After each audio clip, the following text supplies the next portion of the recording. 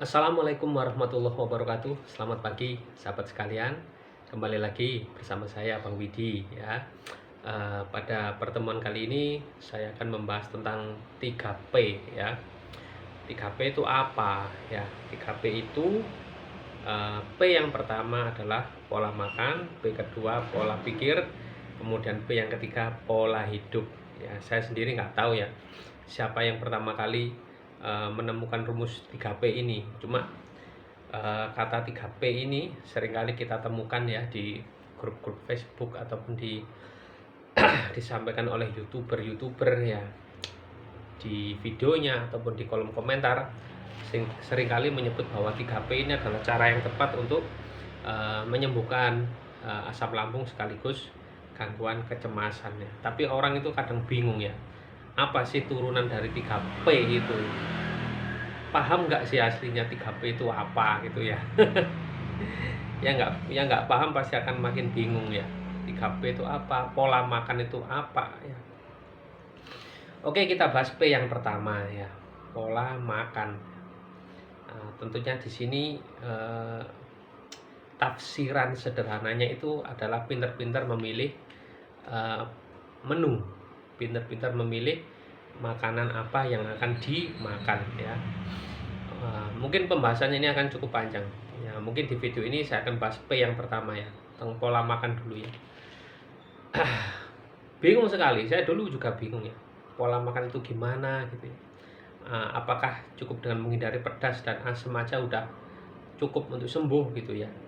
Ternyata teman-teman ya, itu rumit sekali, sangat rumit dan butuh waktu yang lama kalau kita ngomong pola makan yang benar gitu ya.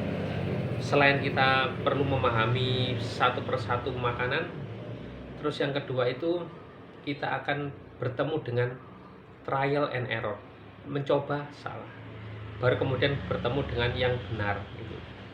Contohnya seperti ini ya.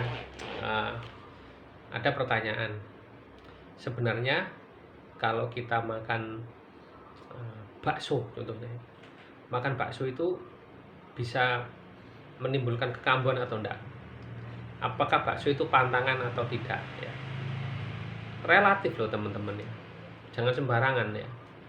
Tentu ya, di sini kembali lagi kita ketemu dengan rambu-rambu ya. Bakso yang seperti apa dulu? Kalau baksonya bagus, bersih, kemudian nggak pakai sambal, nggak pakai saus, kemudian pentolnya empuk ya, dimakan nggak pakai nggak pakai minum yang dingin, itu tentu di lambung juga nggak akan berontak, nggak akan masalah ya.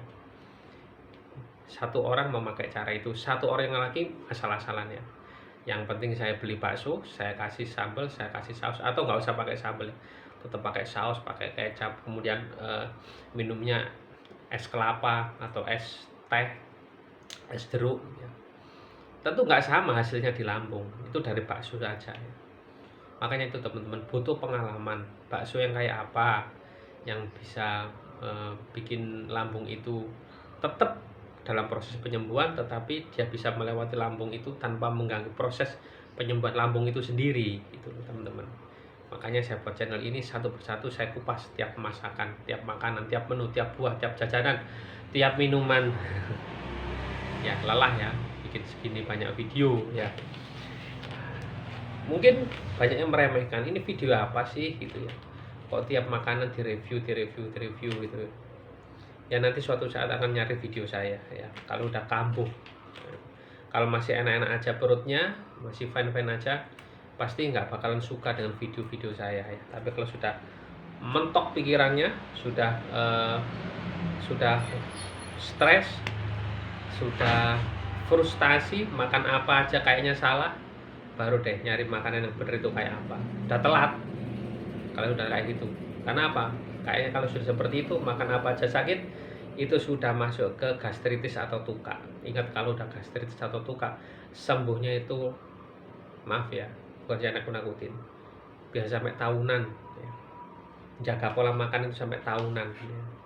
Lama sekali ya untuk bisa menumbuhkan sel-sel di dinding lambung mukosanya itu, menebalkan kembali, karena sudah terkikis banyak asam lambung. Karena apa? Karena pelanggaran makan yang kita biarkan ya. yang karena kita membiarkan ketidaktahuan kita ini berjalan terlalu lama, atau mungkin terlalu keras kepala kita ini untuk menerima nasihat-nasihat dari orang yang pernah menjalani sakit ini kemudian bisa melewatinya. Nah, itu teman-teman ya. Pola makan ya, seperti itu contohnya ya teman-teman. Contoh dari pola makan itu apa? Cek channel ini ya. Pola makan ya seperti itu. Contoh makan bubur ayam itu bagaimana ya? Bubur ayam yang seperti apa yang aman untuk lambung? Yang nggak aman itu yang kayak apa? Apa yang bisa dimakan? Apa yang sebaiknya nggak usah diikutkan dari unsur-unsur bubur ayam itu? Itu yang dinamakan tahu pola makan ya. Bukan hanya terlalu umum pengertiannya menghindari yang pedas, menghindari yang asam gitu ya. Terlalu umum, bingung ya orang itu ya. Terus menghindari minyak, menghindari lemak, menghindari minyak goreng.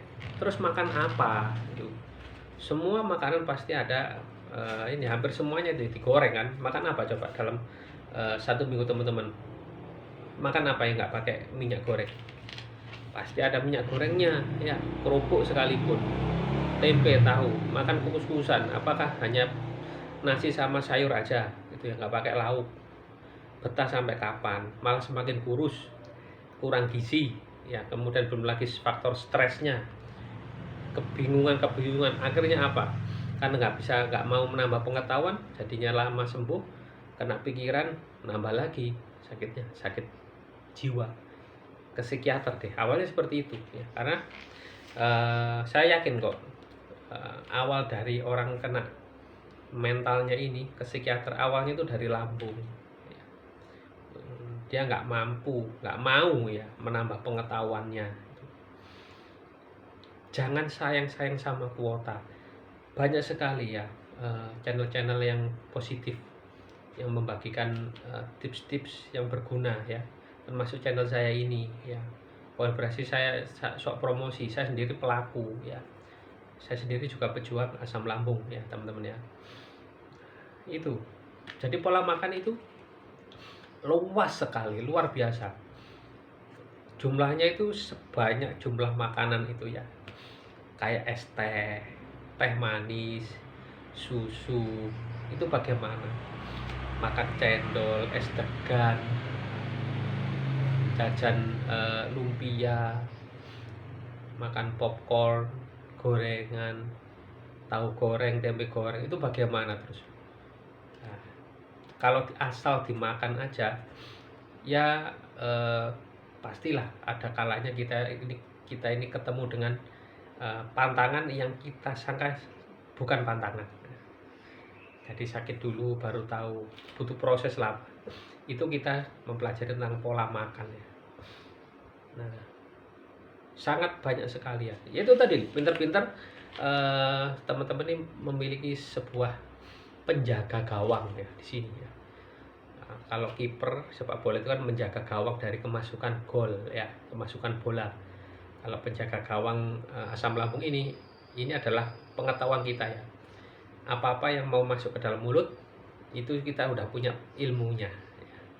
Ditawari teman, nah ini di depan meja ini ketika kita bertamu ya, Anda dikasih kue ya, dikasih roti, kemudian dikasih kopi, ada teh, ada biskuit, kemudian ada beberapa potong gorengannya pun macam-macam, ada ubi goreng, ada tahu goreng, terus ada lagi pisang goreng ya. Masa nggak kita makan? Nah itu kalau nggak punya ilmunya, semuanya akan kita makan ya, semuanya akan kita makan. Kemudian setelah selesai makan itu kita disodori makan siang misalnya. Makan siang dikasih ini apa namanya, sayur asem sama sambal terasi, kemudian ada ikan pinang goreng sama tahu tempe.